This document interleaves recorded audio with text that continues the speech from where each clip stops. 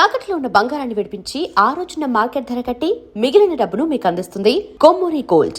కానీ నిజానికి మీరు కథానాయికగానే మొదలు పెట్టారు కదా? అవును, ఈ పోరాట మార్పు కోసం కథానాయిక. అవును, బట్ ఆ తర్వాత మీరు అనేది హీరోయిన్ క్యారెక్టర్స్ రాలేదు, ఏమీ రాలేదు. ఆ సినిమా ఏదైతే వస్తుందనుకున్నానో అది పోయింది. ఆ సినిమా టైంలో ఈ పోరాట మార్పు కోసం సినిమా టైంలో సాంగ్స్ కోసం విజయ గార్డెన్స్కి వెళ్ళినప్పుడు ఆ ప్రొడ్యూసర్స్ చూడడము, హీరోయిన్ ఛాన్స్ ఇస్తామనడము, మెయిన్ క్యారెక్టరు వాళ్ళు ఇవ్వకపోవడం, మెడ్రాస్ షిఫ్ట్ చేసి అదే టైంలో నానా మలయాళం మ్యాగజైన్ వాళ్ళు నన్ను చూసి బాగుంది అమ్మాయి మలయాళానికి హీరోయిన్గా పనికి వస్తుంది అనేసి వాళ్ళు నానా మ్యాగజైన్లో ఇంటర్వ్యూ తీసుకోవడము, అలాగా మలయాళం మూవీస్కి వెళ్ళడం జరిగిందనమాట. మలయాళం మూవీస్లో మరి చేస్తూ అంత మంచి ఇండస్ట్రీ కదా మలయాళం ఇండస్ట్రీ, మరి అక్కడ మీకు ఎక్కువ నిలదొక్కుని ఇప్పుడు ఎలా అయితే సూపర్ స్టార్స్ మనకు ఉంటారు అలాంటి అవకాశాలు రాక, లేకపోతే మీరు ఏదొచ్చినా పర్లేదు అని ఒక... అలా కూడా కాదు. మలయాళంలో ఫస్ట్ నేను చేసింది ఉప్పు మూవీ, ముస్లిం సబ్జెక్ట్, తల్లి కూతురు నేనే, డ్యూయల్ రోలు. నాకు దానికి Kerala best actress state award కూడా వచ్చింది. అవును అవును. తర్వాత ఐవిశశి గారు అప్రోచ్ అయ్యారు. అప్రోచ్ అయితే మంచి డైరెక్టర్. అప్పుడు అంటే తెలియదు మనకి ఎలా ఉంటుంది, ఊరికే అవుట్లైన్ చెప్తారు కానివ్వండి. మంచి గ్లామర్ రోలు, కమల్ హాసన్ గారి పక్కన అనేసరికి చాలా ఆనందంగా ఉంటాం కదా. ఫస్ట్లోనే కమల్ హాసన్ గారి పక్కన ఉలగ నాయగన్ ఆయన పక్కన వచ్చింది అని. ఆ ముగ్గురు హీరోయిన్లు శోభన, గీత, నువ్వు అని చెప్పారు. ఓకే అనేసి ఒప్పేసుకున్నాను. అది కట్ చేస్తే విలన్ వైఫ్ వ్యాంపిష్.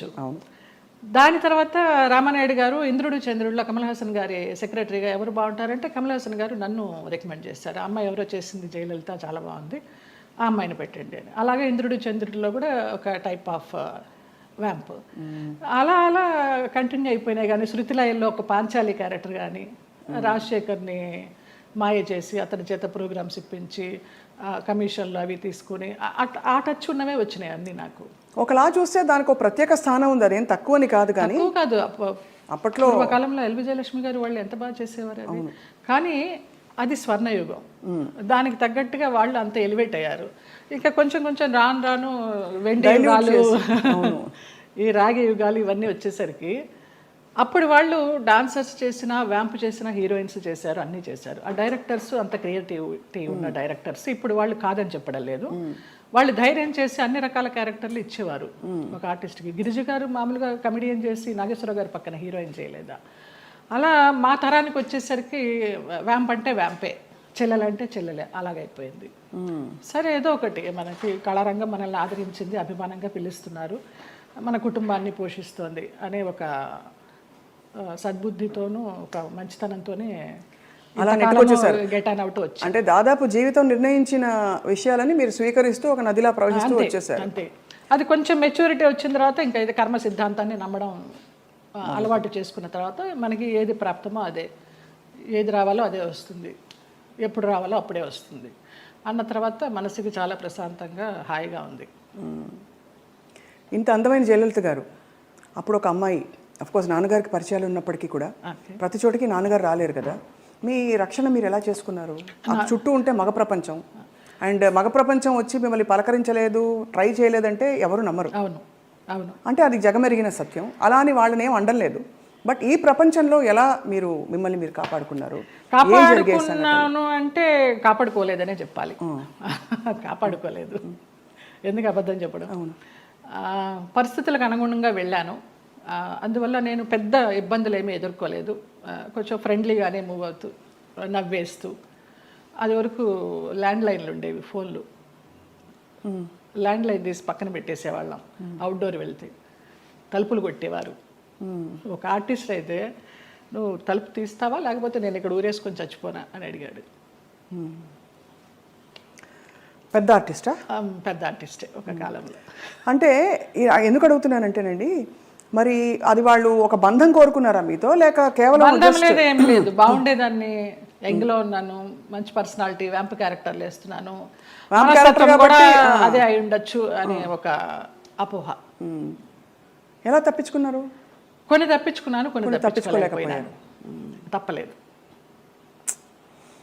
అంటే మీరు నిర్ణయం తీసుకుని ఎవరైనా ఒక నిర్ణయం తీసుకుని ఇలా ఉండాలని ఉంటే అది వాళ్ళ ఇష్టం. అది కానీ అయిష్టంగా బలవంతంగా గనక ఏ పరిస్థితిలోకి వెళ్ళినా కూడా అది బడి కావచ్చు, ఇంకోటి కావచ్చు, ఇటువంటి ఒక చాలా కష్టం కదండి. ఒకసారి అలాగ ఒక డైరెక్టర్ని రిజెక్ట్ చేశాను అనేసి అతను ఆ క్యారెక్టర్ కట్ చేసి పంపించేశారు. పర్లేదు అనుకున్నాను. అలా కూడా జరిగిన సందర్భాలు. ఆ రోజుల్లో ఎలా ఉండేది జయలలిత గారు మీకు? అంటే మనసులో ఇలా జరుగుతోందని ముందే తెలుసా? వాళ్ళు తలుపులు కొట్టేటప్పుడు భయం వేసేదా, లేకపోతే తెలుసు ఎలా తప్పించుకోవాలనే ఆలోచన తప్పించి ఆ భయాలు అవేమీ లేవు. తలుపులు బద్దలు కట్టలేరు. మన్నాడు ఏమన్నా అడిగినప్పుడు ఏదో దాటేస్తాం, ఏదో ఒక రీజన్ చెప్తాం. అవునా నిద్ర పట్టేసింది, ఫోన్ వినిపించలేదనో, తలుపు చప్పుడు వినిపించలేదనో, ఇలాగే మేనేజ్ చేసుకుంటూ కొన్ని తప్పించుకుంటూ కొన్ని తప్పించుకోలేక కొన్ని తప్పనిసరిగా. కష్టం, చాలా కష్టం. అయితే కష్టమని అనుకోలేదు. అంటే ఒకసారి పోయినా 100 సార్లు పోయినా పోయింది అంతే. ఇక మనకేం అది ఫీలింగ్ ఉండదు. అంటే కరెక్టేలేండి మీరు అన్నట్టు. అంటే ఆ టైంకి మీరు ప్రాక్టికల్గా సమాధాన పడిపోయారు అంతే దానికి. అంతే. ఒకటే ఏమో, నా వాళ్ళు బాగుండాలి. ఎలాగో వచ్చాను, నేను చెడిపోతే చెడిపోయాను, నా వాళ్ళు బాగుండాలి అంతే. ఆ మంచి మనసుతోనే వచ్చాను కాబట్టి ఇప్పటికీ నన్ను భగవంతుడు ఈ రకంగా చూస్తున్నాడు 40 years ఇండస్ట్రీలో అని ఒక నమ్మకం. ఇప్పుడు అందరూ బాగున్నారు.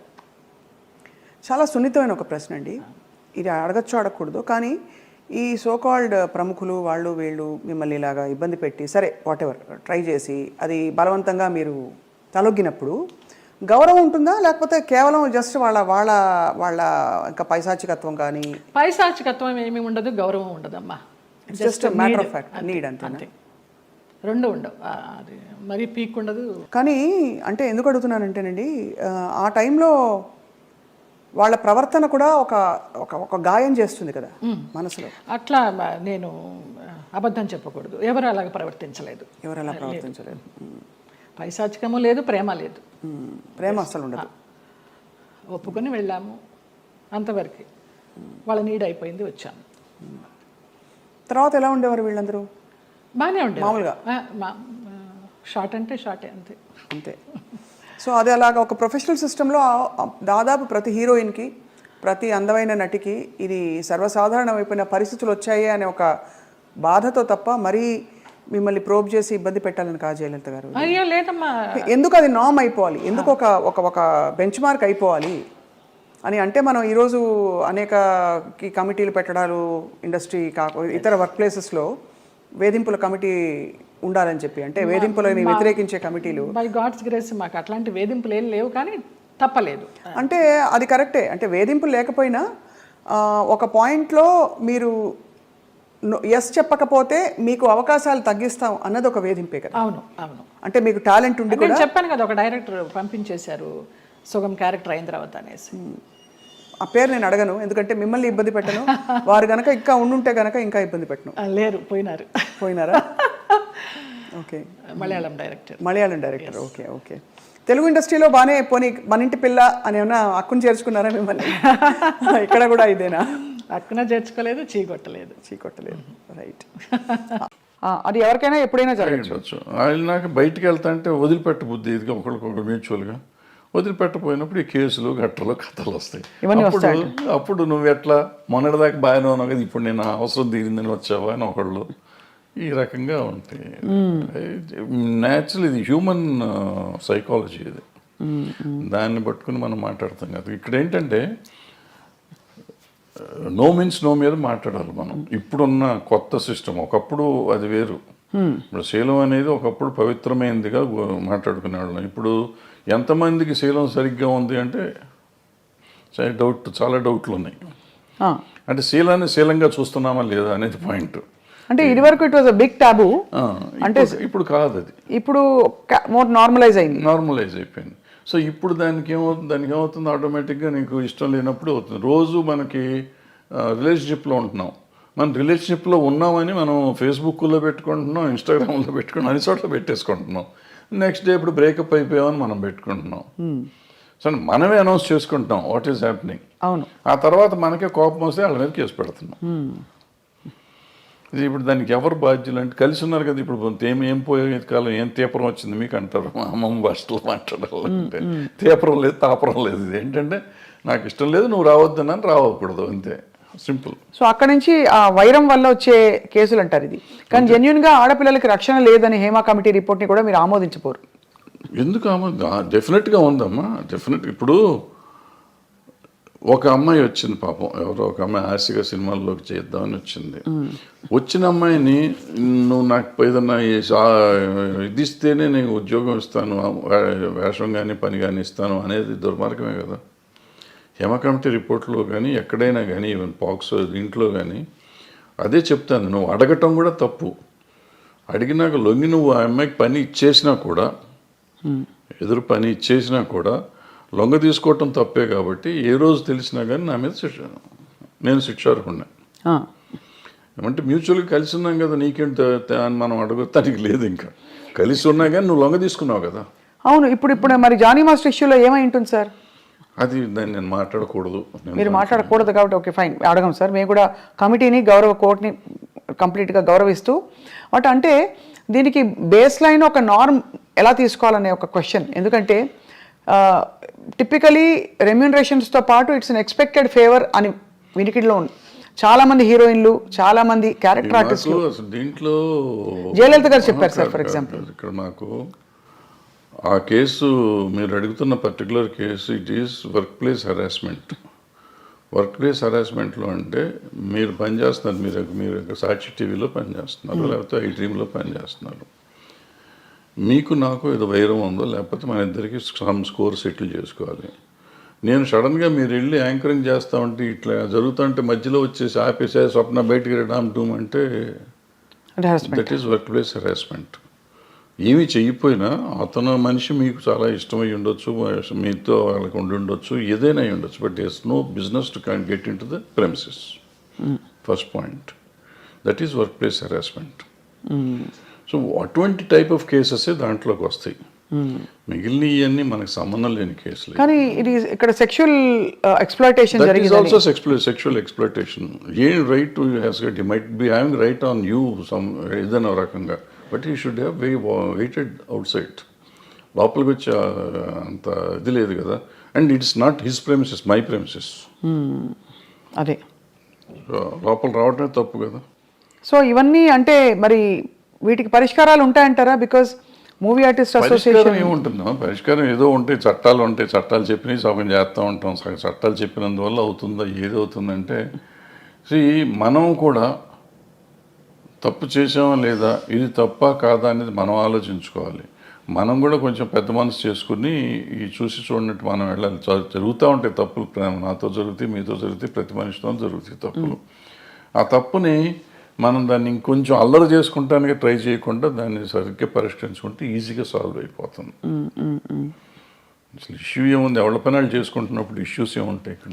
అది కరెక్టే కదా సార్ అది. కానీ okay, final question on this topic sir. వాతావరణం చాలామంది ఇప్పుడు క్యారెక్టర్ ఆర్టిస్టులు బయటకు వచ్చి ఇంటర్వ్యూలు ఇచ్చిన సందర్భాల్లో చెప్పారు, పలానా టైంలో నేను లొంగిపోవాల్సి వచ్చింది, నాకు ఆప్షన్ లేకపోయింది, రాత్రి 2 గంటలకి నా డోర్ వచ్చి కొట్టేవారు తాగేసి. మరి ఇవన్నీ ఏమిటంటే వీటిని ఏ పరిధిలో చూడాలి, ఏ కోణం నుంచి చూడాలి? ఇవి ఇంటర్వ్యూ అంటే ఇవేదో ప్రైవేట్గా చెప్పినవి కాదు సార్, బహిర్గతంగా చెప్పారు. ఇప్పుడు ప్రాబ్లం ఏంటంటే ఇక్కడ మన సమాజం ఫస్ట్ అసలు ఆడపిల్ల అంటేనే లోకువ. బయట కూడా సమాజంలో జనరల్గా సినిమాల్లో ఉన్నాడంటే అసలు మరీ లోకువ. అంటే వాళ్ళకి ఏదో taken for granted. Correct, taken for granted. So ఎవళ్ళైనా ఏదైనా చేయొచ్చు. అండ్ ఈ సినిమాల్లో నిజాలెన్నో అబద్ధాలెన్నో మనకేమీ తెలియదు, కానీ ప్రతి వాళ్ళకి ఒక ట్యాగ్ పెట్టేసి ఉంటుంది. ఈ అమ్మాయి ఆ అబ్బాయితో ఉంది, ఆ అబ్బాయి ఆ అమ్మాయితో ఉన్నాడు, సంథింగ్ ఉంటుంది. అవును. ఈ ఇంటాక్సికేషన్ స్టేజ్ వస్తుంది. నైట్ తలుపులు కొట్టేవాళ్ళంతా మందు కొట్టినాక వస్తారు. వాళ్ళకి నాకు దొరకలేదు, వాళ్ళకి ఈ టైప్లో ఉంటారు వీళ్ళంతా.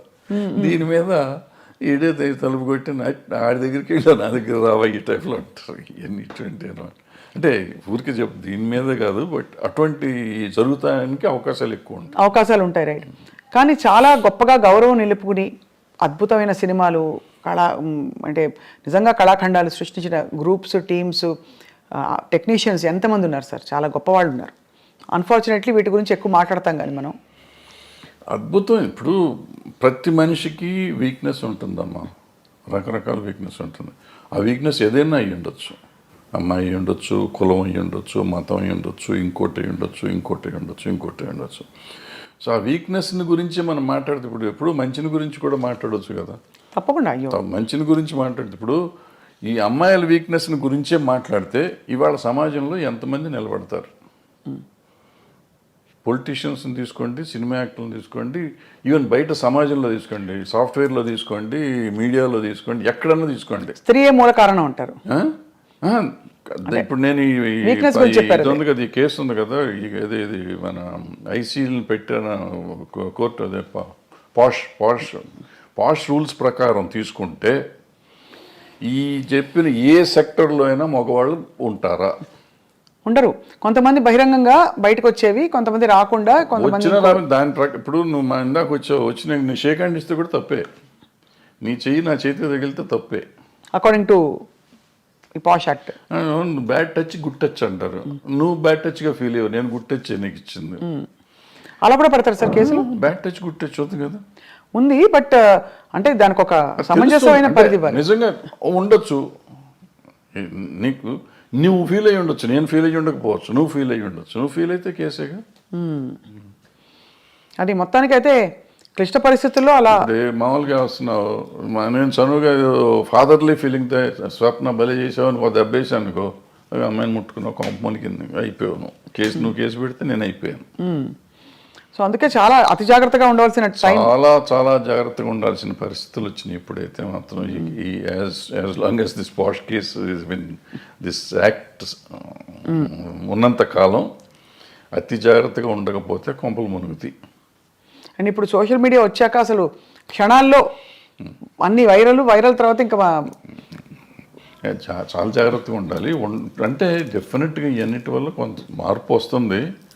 100% పోతుందా అంటే నేను అంత ఈజీ కాదు. ఎందుకంటే ఆడపిల్లలు కూడా కొంచెం స్ట్రాంగ్ అవ్వాలంటే ఉన్నారమ్మా, చాలా స్ట్రాంగ్ ఉన్నారు. ఆడపిల్లలు అంత ఈజీగా ఏం లేరు. కొంతమందికి సర్వైవల్ కోసం లొంగేవాళ్ళు ఉంటారు. సర్వైవల్ కోసం నేను ఏదైనా అచీవ్ చేయాలి, ఎలాగైనా అచీవ్ చేయాలనుకునే వాళ్ళు కొంతమంది. ఏమీ చేయకుండా నేను అచీవ్ ఎందుకు చేయలేను, నా టాలెంట్ నేను ఎందుకు అచీవ్ చేయలేను చేసిన వాళ్ళు ఉన్నారు, చేస్తున్నారు కూడా. ఆ రకంగానే అచీవ్ చేస్తారు, ఈ రకంగానే అచీవ్ చేస్తారు. ఎవళ్ళు రైట్ ఎవళ్ళు తప్పు అంటే tell me one name sir who you have great respect for, అంటే ఇన్ దిస్ రిగార్డ్ వాళ్ళ కష్టపడి పైకి వచ్చారు. అంటే నేను క్యారెక్టర్ పర్స్పెక్టివ్ నుంచి చెప్పట్లేదు సార్, జస్ట్ ఏ విధమైన కంపల్షన్స్కి లొంగాల్సిన అవసరం లేకుండా పైకి వచ్చిన నటీమణులు మీరు చాలా గౌరవించేవాళ్ళు. మీకు వాణిశ్రీ గారు ఎక్కడొచ్చారు? ఆవిడ ఎక్కడ జూనియర్ ఆర్టిస్ట్. ఆవిడ అసలు ఏ రేంజ్కి వెళ్ళారు? అసలు హీరోస్ని కమాండ్ చేశారు, ఇండస్ట్రీనే కమాండ్ చేసే లెవెల్కి వెళ్ళారు. హయ్యెస్ట్ పెయిడ్ ఆర్టిస్ట్ ఆవిడ. సింపుల్. ఆవిడ అంతకంటే గొప్ప వాళ్ళు ఎవరు లేరు మార్కెట్లో.